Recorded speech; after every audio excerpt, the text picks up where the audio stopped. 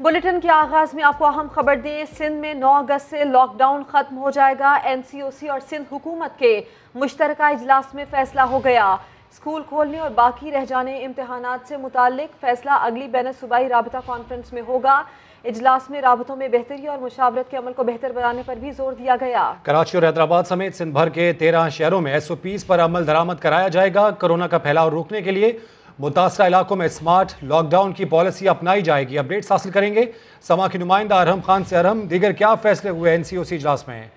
जी बिल्कुल, आज NCOC का इजलास कराची में मुनाकिद हुआ है और ये मुश्तरका जो इजलास है इसमें सरबराह NCOC असद उमर, मुआविन खुसूसी सेहत डॉक्टर सुल्तान और CM सिंध और दीगर जो NCOC के हुकाम है उन्होंने शिरकत की। और सिंध में जो जारी लॉकडाउन है इस हवाले से अहम फैसले सामने आए हैं कि 9 अगस्त से जो सिंध हुकूमत ने लॉकडाउन लगाया है उसे ख़त्म कर दिया जाएगा। इसके अलावा NCOC ने कहा है कि कराची, हैदराबाद समेत 13 शहरों में कोरोना SOPs पर सख्ती से अमल दरामद करवाया जाएगा।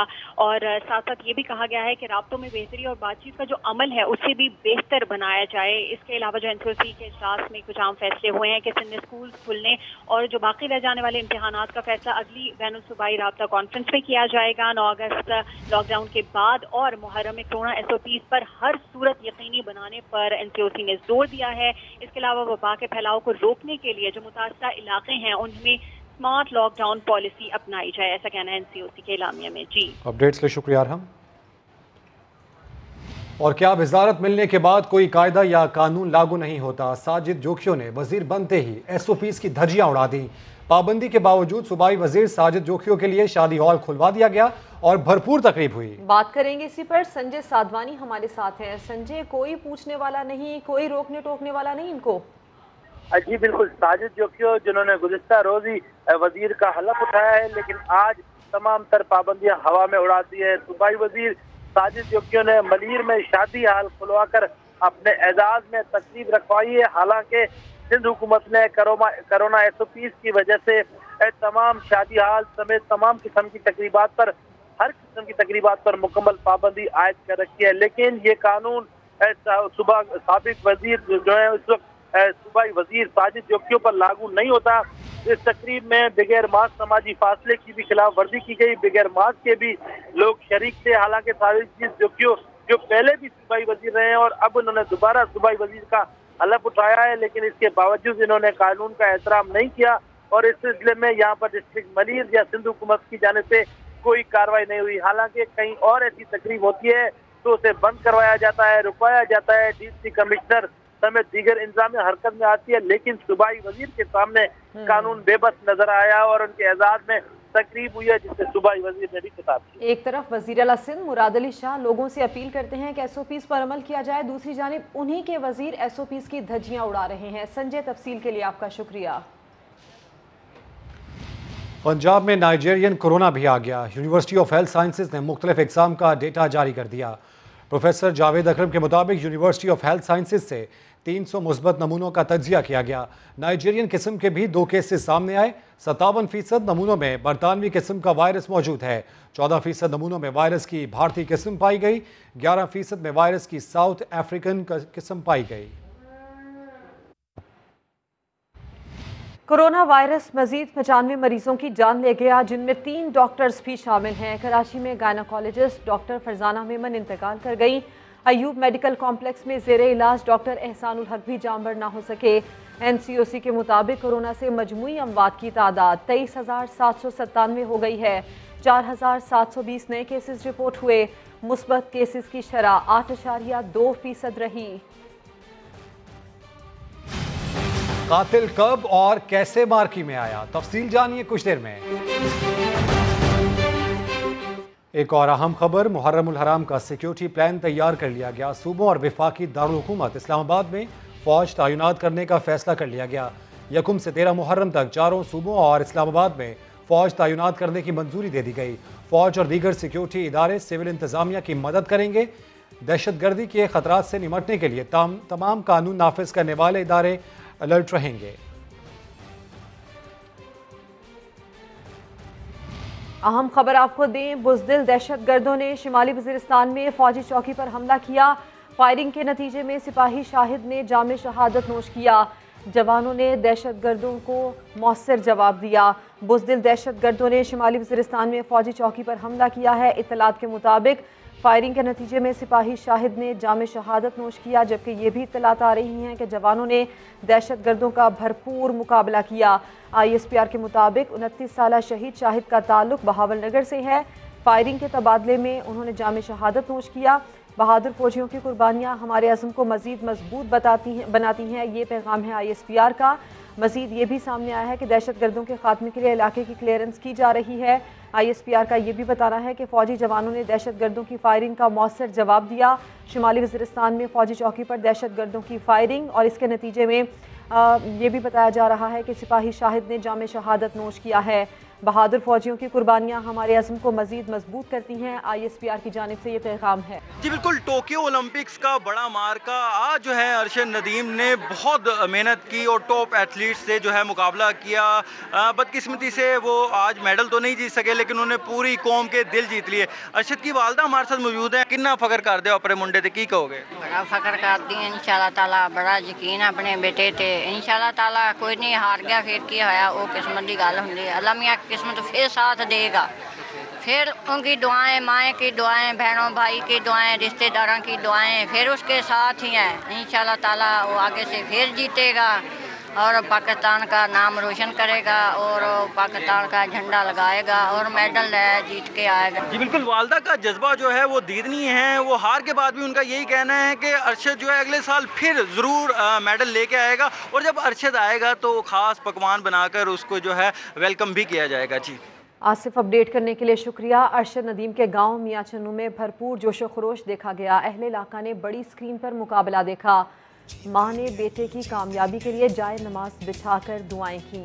अरशद नदीम का मुकाबला देखने के लिए मियां चुन्नू में उनके आबाई घर के बाहर सुबह से ही जश्न का समा रहा। ढोल बजता रहा, लोग रक्स करते रहे, नोट भी निछावर किए गए, दुआएं होती रहीं। मुकाबला देखने के लिए LED और साउंड सिस्टम लगाया गया। अरशद नदीम जैसे ही स्क्रीन पर आए तो समा काबिले दीद था।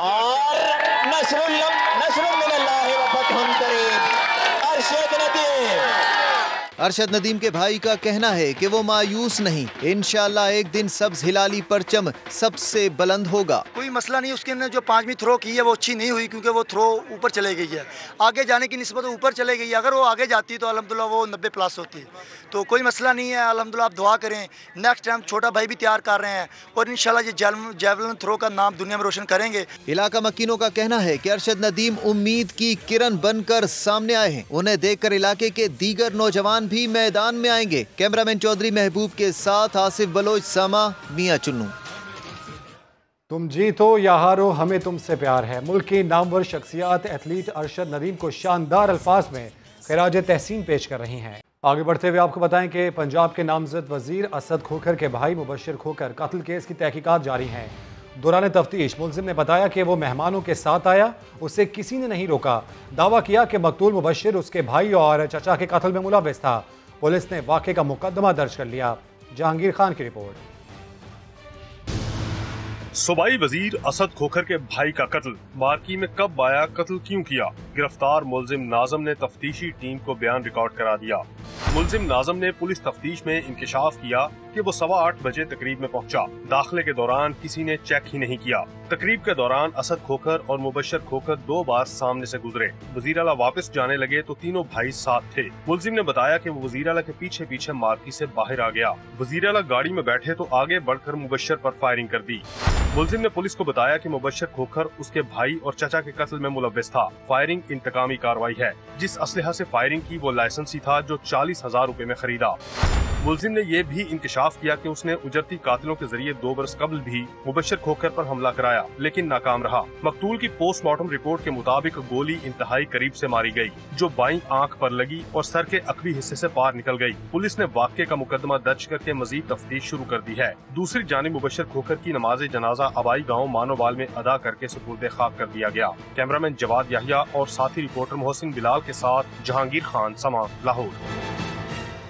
वज़ीर आला पंजाब के निकलते ही गोलियां चल गईं। मुसल्लह शख्स पंजाब के सरबराह की मौजूदगी में शादी की तकरीब में बैठा रहा। स्पेशल ब्रांच के एहलकारों ने सुराख रिसां कुत्तों से पंडाल चेक किया, ना ही वॉक थ्रू गेट नस्ब हो सका। सिक्योरिटी के जिम्मेदारों की गफलत खुलकर सामने आ गई। जहांगीर खान रिपोर्ट करेंगे।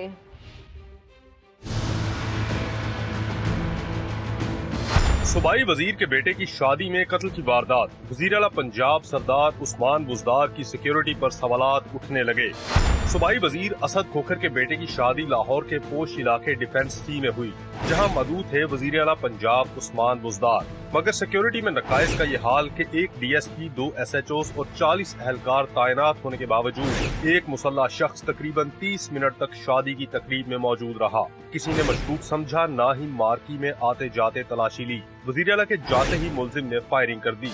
पुलिस जराये के मुताबिक वजीर आला ऑफिस की जानिब से उस्मान बुज़दार के निजी दौरे के बारे में सिर्फ 1 घंटा पहले बताया गया। दाखिली रास्तों पे वॉक थ्रू गेट नस्ब नहीं किया जा सके। न ही स्पेशल ब्रांच के एहलकारों ने सुराग रसां कुत्तों से पंडाल को चेक किया। तकरीब में 1500 से जायद मेहमान मौजूद थे। जल्दी में सब कुछ चेक करना मुमकिन न हो सका।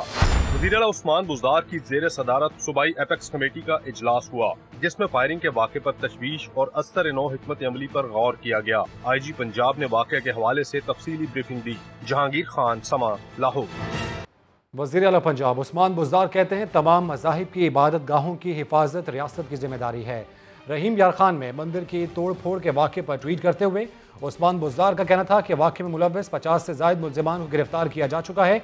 आइंदा ऐसे वाक़यात का मुकम्मल खात्मा यकीनी बनाया जाएगा। वज़ीर आला का मज़ीद कहना था कि मंदिर की बहाली का काम भी तेज़ी से जारी है। सस्ते घर की राह में रुकावट कौन, जानिए कुछ देर में।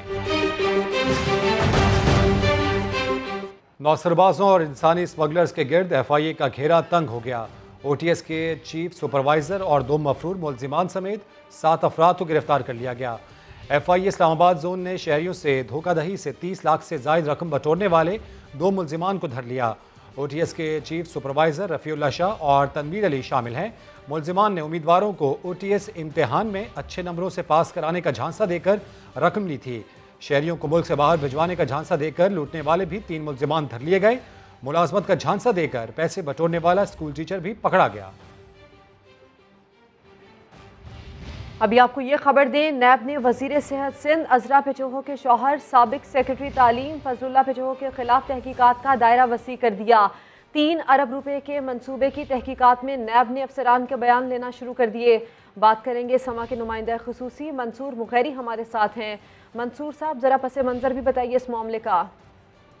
देखिए, मौजूदा वजीर सेहत अजरा पेचोहो के शौहर हैं फजलुल्लाह पेचोहो, जो सेक्रेटरी तालीम और सेक्रेटरी सेहत रहे हैं, उनके खिलाफ लेब में काफी दिन से एक इन्वेस्टिगेशन चल रही थी। उस इन्वेस्टिगेशन का अगला दौर जो है उन्होंने शुरू कर दिया है, जिसमें 12 अफसरान को उन्होंने तलब कर लिया है, उनके बयानात रिकॉर्ड कर लिए हैं। ये कम्प्रीहेंसिव स्कूल्स होने थे जो 3 अरब रुपए की लागत से पूरे सिंध में बनने थे। उसके PD थे जो है अब्दुल सत्तार जफरी, जो इस वक्त भी महकमा सेहत में हैदराबाद में अहम पोजीशन पे है। तो नेब के जो जराए उनका कहना है कि कम्प्रीहेंसिव स्कूल में बड़े खुर्द बुर्द किए गए हैं, जिस वजह से फजलुल्लाह पेचोहो और उनके जो PD थे उस वक्त मनपसंद अब्दुल सत्तार जतोई उन्होंने किए कवायद तो ज़ाबित की खिलाफ वर्जी की है। तो इस पर उन्होंने कई अफसरान ने बयान दिया, जबकि कुछ अफसरान ने कोविड का बहाना करके नेब में अभी तक पेश नहीं हुए। तो नेब जो के जराए जो है उनका कहना है कि हमें इस सिलसिले में काफ़ी मवाद भी मौसूल हो चुका है और इसमें हमें जो है अगले मरहले में हम रिफंड दायर करने में हमें बड़ी आसानी होगी। जी, तफसील के लिए आपका शुक्रिया मंसूर मुगैरी। वफाकी वज़ीर इत्तलात फवाद चौधरी तकरीब से खिताब कर रहे हैं। ऑडियो, वीडियो और जो प्रेस है उसकी प्रिंट है उसके ऊपर जो है वो अपनी खदमात सर अंजाम दे सके।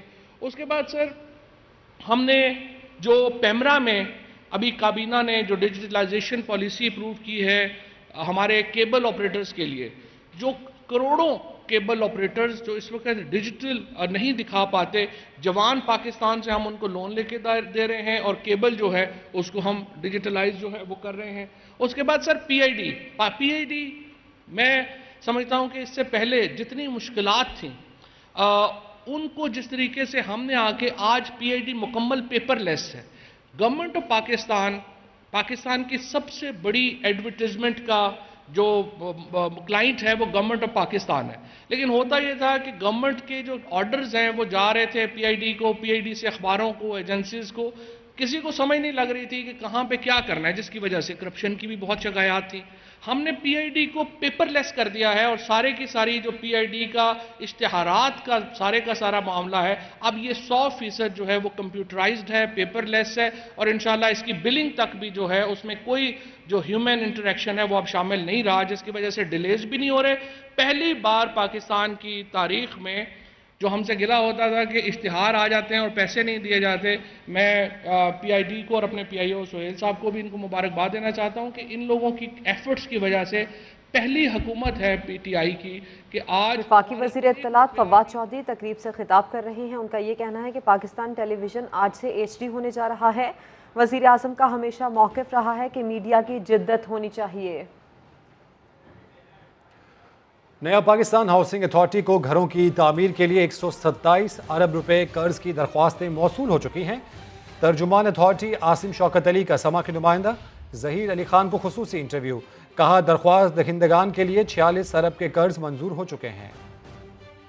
तकरीबन 127 अरब रुपए की कर्ज की दरख्वास्त आ चुकी है। 46 अरब रुपए जो हैं वो अप्रूव हो चुके हैं और डिसबर्समेंट का जो प्रोसेस है वो मुसलसल जारी है। पंजाब में इस वक्त 373 अरब रुपए के प्रोजेक्ट्स अप्रूव हो चुके हैं। 1800 अरब रुपए की जो इकोनॉमिक एक्टिविटी है वो जनरेट होगी, 3,22,000 जॉब्स क्रिएट होगी। हम सिंध में 270 अरब रुपए के प्रोजेक्ट्स अप्रूव हो चुके हैं, 2 लाख जो जॉब्स हैं वो क्रिएट होने जा रही हैं। इस्लामाबाद में 175 अरब रुपए के प्रोजेक्ट्स अप्रूव हो चुके हैं। पूरे मुल्क में 4000 अरब रुपए की जो इकोनॉमिक एक्टिविटी है वो जनरेट हो रही है, 7 लाख जॉब्स क्रिएट होंगी। 27 लाख में आपको अर्बन सिटीज़ के अंदर घर मिलेगा। जो घर बनाए जाएंगे नवाही इलाकों में उनकी कीमत सिर्फ 18 लाख है। जो कर्जा अप्लाई करने के लिए फॉर्म है, एक सिंगल पेज फॉर्म इंट्रोड्यूस कराया जा रहा है। फिलहाल जो कैटेगरी है वो 20,000 से 40,000 के दरमियान जो लोग लाए करते हैं उनको घर दिया जा रहा है। 45,000 घर जो हैं वो ज़ेर तामीर हैं। पब्लिक प्राइवेट पार्टनरशिप है, उसके तहत 30 लाख घरों की ऑफर आ चुकी है। 210 टोटल प्रोजेक्ट्स की एप्लीकेशन आई है, उसमें से 48 जो प्रोजेक्ट्स हैं वो अभी एवेल्युएट हुए हैं। 70,000 घरों के जो भी प्रोजेक्ट शुरू होता है उसकी जो डेडलाइन है वो 18 से 24 माह, यानी पहले फेज में 30 अरब रुपए की कॉस्ट सब्सिडी दी गई है और 35 अरब रुपए की मार्कअप सब्सिडी दी गई। जो हमारे प्राइवेट बिल्डर्स की तरफ से रिक्वेस्ट आई है उसके अंदर तकरीबन 3.5 लाख कनाल जो है उन्होंने प्लेज की है कि हम इसके ऊपर घर बनाना चाहते हैं। जो आखिरी 2 क्वार्टर्स होंगे इस हुकूमत में हम सिर्फ डिलीवर कर रहे होंगे। वज़ीर आज़म इमरान खान ने गरीब अवाम को 50 लाख घर देने का वादा किया। लाहौर में इस वादे पर कितना अमल दरामद हो चुका है, मोहम्मद लुकमान की रिपोर्ट में जानिए।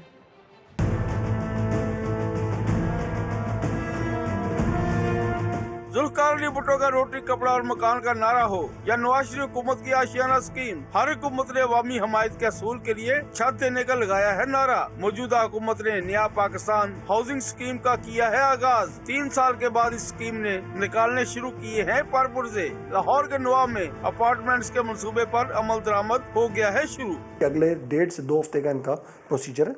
जैसे ही ये लोग अकाउंट में डिपॉजिट कराना पैसे शुरू कर देते हैं, 1.5 साल के अंदर इन लोगों को इनका अपार्टमेंट की चाबी मिल जाएगी और इनने इस 1.5 साल में और कोई पैसे नहीं देने। जब ये अपने अपार्टमेंट में चले जाएंगे तो जो मॉर्गेज फाइनेंस की एक छोटी किस्त होती है जो घर के रेंट की तरह होती है उसको देके ये अपने अपार्टमेंट पे रहेंगे। रावी अर्बन मंसूबे के तहत बनने वाले शहर के पहले ब्लॉक सेफायर पर भी काम शुरू हो गया है, मगर उसका पहला मकान कम से कम 2 से 3 साल के बाद ही बन सकेगा। उसको हम स्टार्ट कर रहे हैं समवेयर इन सितंबर और इसका जो डेवलपमेंट का जो टाइम फ्रेम है तकरीबन पहले 2 से 2.5 साल के ऊपर डिपेंड करता है, वो कंप्लीट हो जाएगा और उसके बाद पे प्रॉपर्ली हम इसको ऑफर कर रहे होंगे एंड कंज्यूमर को कि वो आए वहाँ पे और अपना जो भी डेवलपमेंट करनी है वो डेवलपमेंट कर सकें। तामीरात के शोबे से मुंसलिक अफराद को उम्मीद है कि इस हुकूमत के तामीरात शोबे के लिए काबिल अमल फाइनेंशियल मॉडल की वजह से आवाम के लिए घर का ख्वाब पूरा होता नजर आ रहा है। कैमरा टीम के साथ मोहम्मद लुकमान, समा, लाहौर। आगे जानिए कहां आएंगी बिजली वाली बसें। पाकिस्तान के वज़ीर आज़म की पाकिस्तान हाउसिंग स्कीम पहले से कर्ज लेने वालों के लिए ताज़ा हवा का झोंका साबित हो रही है। वो कैसे, आइए जानते मुल्तान के नज़ीर बाबा की ज़बानी।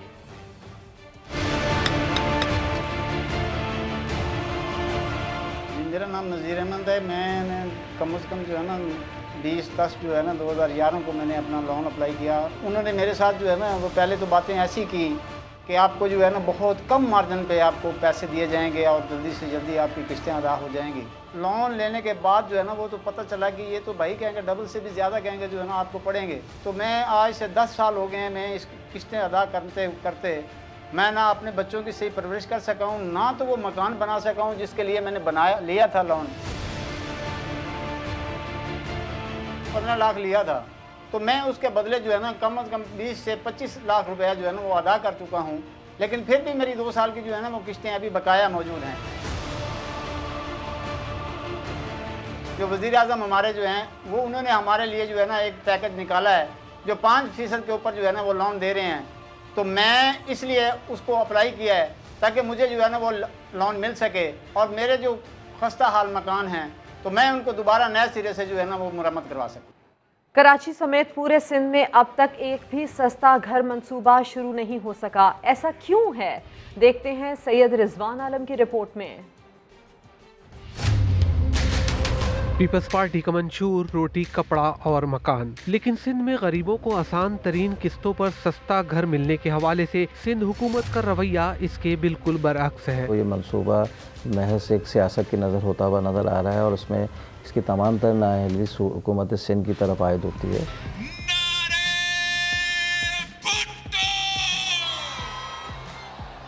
किराए पर रहने वाले हर पाकिस्तानी के पास हो अपना घर, वजीर आज़म इमरान खान का ये ख्वाब मुल्क भर में तो शर्मिंदा ताबीर होता नजर आ रहा है, लेकिन सिंध में इस ख्वाब की ताबीर में सिंध हुकूमत दीवार बनी हुई है। सिंध गवर्नमेंट अनफॉर्चुनेटली चाहती है कि ज़मीनें उनके मनपसंद लोगों को बैक डेट में अलॉट हो और वो फिर मार्केट रेट में बिकें। यहाँ के जो भी हमारे लोग हैं गवर्नमेंट में उनका इंटरेस्ट ही नहीं है।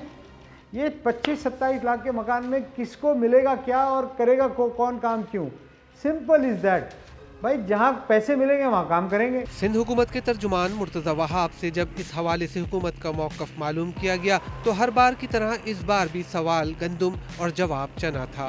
तो ज़मीन तो वफाक के पास बहुत मौजूद है। सिंध की ज़मीन के ऊपर जो काबिज़ हैं, पोर्ट कासिम भी है, KPT भी है, रेडियो पाकिस्तान भी है, सिविल एविएशन भी है, पाकिस्तान रेलवेज़ भी है। ज़मीन तो बहुत है, लेकिन अगर आपका मकसद होता गरीब आदमी के लिए नया पाकिस्तान हाउसिंग स्कीम के तहत घर बनाना, तो शायद आपके वज़ीर रेलवे गवर्नर साहब के साथ मिलके उन गरीबों के लिए हाउसिंग स्कीम का सोच रहे होते। नया पाकिस्तान हाउसिंग स्कीम में सस्ते घरों के तामीराती मंसूबों में हाइल रुकावटों को दूर करने के लिए वजीर आज़म हर हफ्ते इजलास मुनक्किद करते हैं, लेकिन सिंध में इस स्कीम की राह में हाइल रुकावटें ताहाल दूर नहीं हो सकी हैं। कैमरामैन इमरान शाहिद के साथ सैयद रिजवान आलम, समा, कराची।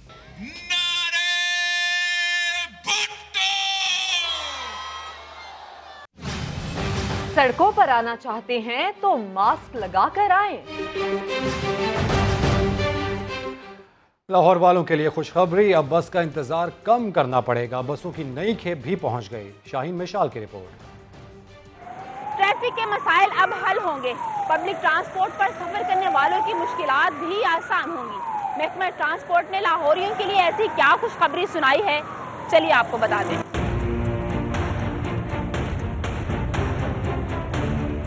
ना खराब हाल खटारा बसों में सफर होगा, ना ही आलूदगी फैलेगी, क्योंकि लाहौरिये अब इलेक्ट्रिक बसों पे आरामदेह सफर के मजे लूट सकेंगे। वजीर ट्रांसपोर्ट पंजाब ने लाहौरियों को खुशखबरी सुना दी। हम इंशाल्लाह इसी फाइनेंशियल ईयर में लाहौर के शहरियों के लिए इलेक्ट्रिक बसों का एक फ्लीट लेके आ रहे हैं, जिससे इंशाल्लाह एक सस्ती, अच्छी और एयर कंडीशन सवारी जो है हमारे शहरियों को दस्तयाब होगी।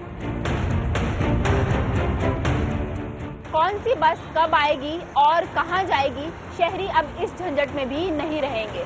शहरियों को तवील इंतजार करना पड़ेगा, ना होना पड़ेगा घंटों खवार। 50 करोड़ की लागत से लंदन तर्जे सिस्टम की तरह हर बस स्टॉप पर बसों के आने जाने के डिजिटल औकात कार्ड भी दर्ज होंगे। यही नहीं, खसारे के बावजूद ऑरेंज लाइन ट्रेन में तुलवा, सरकारी मुलाजिम और बुजुर्गों के लिए कार्ड बनाए जाएंगे। एक इसमें इंट्रोड्यूस करवा रहे हैं स्टूडेंट्स के लिए, सीनियर सिटीजन्स के लिए, स्पेशल पर्सनस के लिए, गवर्नमेंट ऑफिसर्स के लिए। और फिर हम ये इंट्रोड्यूस करवा रहे हैं कि जो वीकली कार्ड लेना चाहिए, जो मंथली कार्ड लेना चाहिए, उसमें हम उनको इंसेंटिव्स दे रहे हैं। खराब हाल मेट्रो बसों में सफर करने वालों के लिए भी 64 नई बसें शहर में पहुंच चुकी हैं, जो 1 माह बाद ऑन ट्रैक होंगी। कैमरामैन खुरम फयाज के साथ शाहीन मिशाल, समा, लाहौर। KMC के जाली एडमिनिस्ट्रेटर मुर्तज़ा वहाब की आमद के पहले ही दिन अहम तकर्री पर यू टर्न ले लिया गया। अंसार सिद्दीकी को सेक्रेटरी एडमिनिस्ट्रेटर लगाने का नोटिफिकेशन चंद घंटे बाद ही मनसूख कर दिया गया। बात करेंगे समा के नुमाइंदे मोहम्मद अली हफीज से। अली, ये क्या मामला है, क्यों नोटिफिकेशन जारी किया गया इस तकर्री तबादले का? जी बिल्कुल हैरान कुन और उज्जत पे मबनी फैसले सामने आ रहे हैं। KMC के अंदर एडमिनिस्ट्रेटर की हैसियत से मुर्तज़ा वहाब जो है उनका पहला रोज था। KMC में तबादले तकरीरें की गई थी। पहला ऑर्डर निकाला गया था कि सेक्रेटरी एडमिनिस्ट्रेटर के ओहदे पर जो है अंसार हुसैन सिद्दीकी को तैनात किया गया है, लेकिन ये ऑर्डर कुछ देर बाद इसको मनसूख कर दिया गया है। सबसे अहम बात यह है कि सुबह एडमिनिस्ट्रेटर और MC के दरमियान गुफ्तगू हुई, उसके बाद जो दफ्तर बंद था आज उसको खुलवाया गया HR का, और जो है लेटर टाइप करवाया गया और डायरेक्टर HRM से जो है कल की तारीख में जो है साइन करवा के ऑर्डर आज निकाला गया। तारीख कल की है और आज जो है ऑर्डर निकाला गया। एक जालसाजी भी ये सामने आई है। हैरान कुन बात है कि ग्रेड 18 के ऑफिसर की तकरीर की गई जियाले एडमिनिस्ट्रेशन ने, तो उसके बाद अचानक ये ऑर्डर कैसे मनसूख हो गया। बल्दिया उज़्मा कराची के अफसरान भी जो है वो हैरानगी का इज़हार कर रहे हैं, कह रहे हैं कि पहले दिन जो ऑर्डर निकाला गया जब वही जो है वो मनसूख किया जा रहा है तो आइंदा भी KMC का मुस्तकबिल जो है वो भी एक सवाल उसमें सामने आ रहा है। अब देखना ये कि आइंदा हफ्ते वर्किंग डे जब शुरू होंगे तो मजीद कैसे तबादले होते हैं और वो कितनी देर में मनसूख किए जाते हैं। जी अली हफीज, तफसील के लिए आपका शुक्रिया। मुस्तफ़ा कमाल ने सियासी एडमिनिस्ट्रेटर की तैनाती को कराची पर कब्जे के मुतरादिफ करार दे दिया। PSP सरबराह ने सिंध हुकूमत के खिलाफ 10 मुहर्रम के बाद सड़कों पर आने का ऐलान भी कर दिया।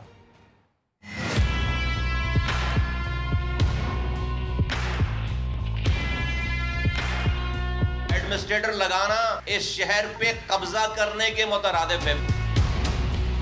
पीपल्स पार्टी को ये लग गया है कि वो पहली दफा कराची पे कब्जा ऑफिशियली कर सकते हैं। ये वो ख्वाब, बिल्ली के ख्वाब में छींचड़े होते हैं ना, ये वो ख्वाब देख रहे हैं। हमने रॉ के तसल्लुस से इसलिए नहीं आजादी हासिल की थी कि ये कराची प्लेट में सजाकर जरदारी साहब के हवाले कर दिया जाए। सही मानों में सिंधु देश तो पीपल्स पार्टी ने इसको बना दिया है। एक वक्त आएगा कि कल ये पाकिस्तान के दूसरे हिस्सों से आने वालों पे ये वीजा लगा देंगे सिंध के अंदर। 10 मुहर्रम के बाद इंशाअल्लाह ताला पाक सरजमीन पार्टी सिंध के हुक्मरानों की ज्यादती के ऊपर सड़कों पर आने का हमने ऐलान किया है। लॉकडाउन की खिलाफ वर्जी करने वाले हो जाएं होशियार। नए खैरात के बाद अब SHO जुर्माना भी कर सकता है और गिरफ्तारी भी हो सकती है। साद साबरी रिपोर्ट करेंगे। न डिप्टी कमिश्नर और न ही मजिस्ट्रेट के इख्तियारात की जरूरत। लॉकडाउन की खिलाफ वर्जी करने वाले के खिलाफ कार्रवाई होगी फौरी। सिंध हुकूमत ने पुलिस को फ्री हैंड दे दिया। Under the Sindh epidemic act, तो उसमें सेक्शन 3 सबसेक्शन 1 के तहत हम कार्रवाई करते थे एज ACs एंड DCs। उसमें अब जो अमेंडमेंट आई है उसमें एडिशनल डिप्टी कमिश्नर्स जैसे कि मैं हूँ और साथ SHOs और पुलिस इंचार्जेस जो होते हैं उनको भी एम्पावर किया गया है और SHO के भी इख्तियारात हैं कि वो फ़ाइन भी इम्पोज कर सकता है और अरेस्ट भी कर सकते हैं। नए इख्तियारात मिलने के बाद थाने का SHO असिस्टेंट कमिश्नर की तर्ज पर कार्रवाई कर सकेगा। डिप्टी कमिश्नर, असिस्टेंट कमिश्नर मुख्तियारकार के अलावा SHO साहिबान को भी अख्तियार दिया गया है कि वो लॉकडाउन की खिलाफ वर्जी करने वाले अफराद के खिलाफ कानूनी कार्रवाई अमल में लाते हुए सेक्शन 3 और इस तरह मुतल्लिका जितने भी सेक्शन हैं उनके हवाले से कार्रवाई कर सकती है। सिंध सरकार के फैसले ने अवाम के जख्मों पर नमक का काम किया। हम इसे सही नहीं देखते क्यों इस तरह था। पुलिस की भी पैदागिरी शुरू हो गई है। वो बंदों को बेचारा रोज के मोबाइल जो बेचता है वो खड़ा होता है, उसको पकड़ के लेके चलते हैं, 5000 रुपये दे के वो छूट जाता है। बंदे को पकड़ते हैं और गाड़ी पे बिठाते हैं, 5000 रुपये लेते हैं और फिर छोड़ते हैं, तो फिर किस बात के इख्तियार? हुकूमत समझती है पुलिस लॉकडाउन को कामयाब बना रही है, लेकिन शहरियों का कहना है कारोबार बंद कराने की आड़ में पुलिस अपनी जेबें गर्म कर रही है। कैमरामैन फरहान यूसुफ के साथ साद साबरी, समा, कराची। नादरा की गलती या एक्सपो वैक्सीनेशन सेंटर के अमले की गफलत। वैक्सीनेशन की गलत एंट्री ने कराची के यासिर नसीम की जिंदगी भर की जमा पूंजी दाव पर लगा दी। यासिर ने सऊदी अरब जाने के लिए एस्ट्राजेनेका वैक्सीन लगवाई, लेकिन सर्टिफिकेट में कैंसाइनो दर्ज है जो सऊदी अरब में काबिल कबूल ही नहीं।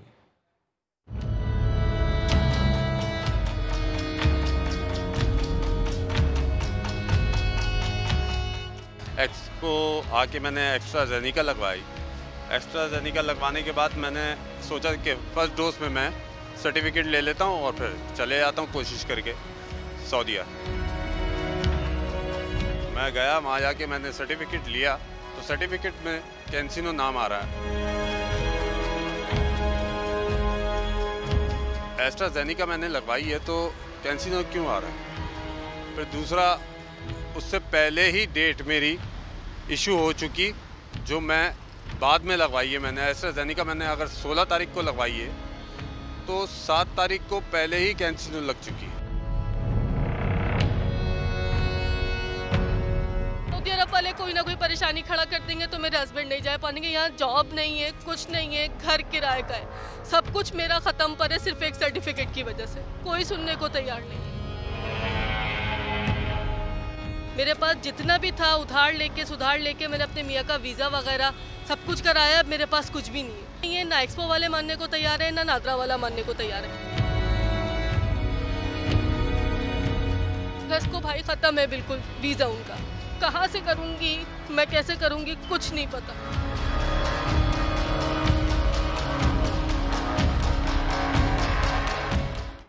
सोशल मीडिया पर दोस्ती शादी में बदल गई। मरियम और नवीद शादी के लिए एक जैसे कपड़े पहनकर अदालत पहुंचे तो सबकी तवज्जो का मरकज बन गए। अरशद अली की रिपोर्ट। 3 साल पहले फेसबुक पे दोस्ती, फिर मोहब्बत की डोर बंधी। 18 साला मरियम और 19 साला नवीद ने अदालत पहुंचकर शादी कर ली।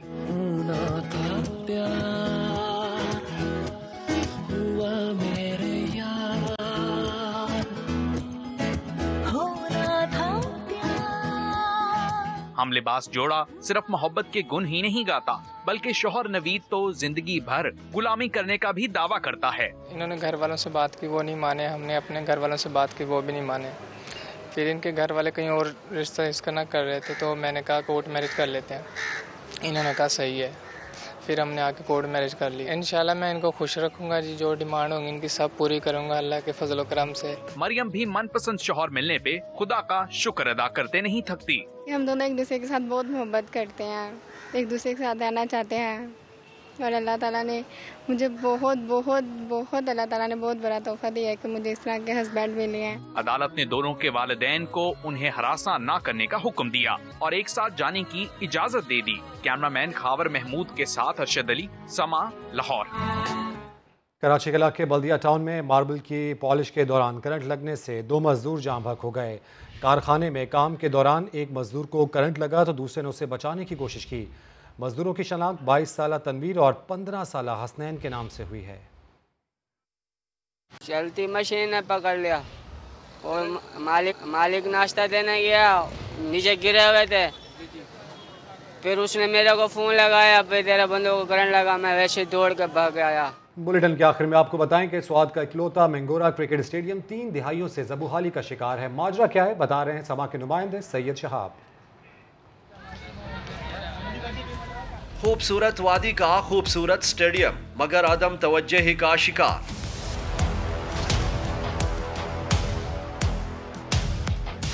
नब्बे की दहाई में स्टेडियम का दर्जा पाने वाले मिंगोरा क्रिकेट स्टेडियम को इंतजामिया ने अपने हाल पर छोड़ दिया। पवेलियन की गलत नक्शे पर तामीर, दीवारों में दरारें पड़ गई, जंगले टूट फूट का शिकार है, मैदान खंडर बन चुका है। मामूली सी बारिश होती है तो स्टेडियम तालाब का मंजर पेश करने लगता है।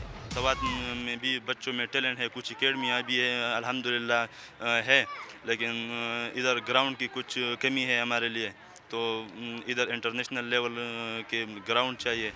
हुकाम का कहना है चंद माह पहले स्टेडियम को स्पोर्ट्स डिपार्टमेंट के हवाले किया गया है, जल्द ही इस पर काम शुरू हो जाएगा।